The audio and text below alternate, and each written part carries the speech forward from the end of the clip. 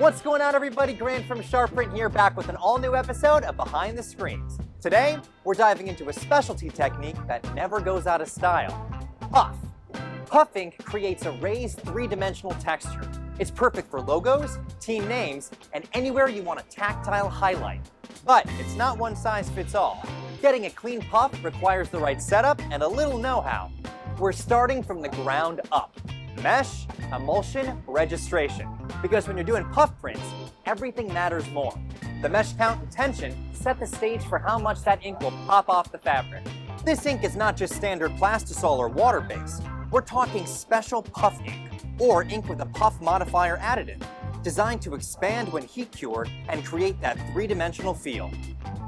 When it's time to print, you've got to lay down the deposit just right. Too thin, and you'll lose the lift. Too heavy, and you may overexpand and the detail will suffer. Then we cure. Heat activates the puff action.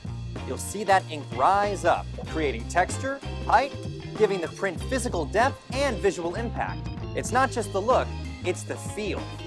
For more information, as well as other techniques in the world of decorated apparel, be sure to check out our website, our socials, and our other videos. Links in the description below. Thanks for watching, and we'll catch you on the next one.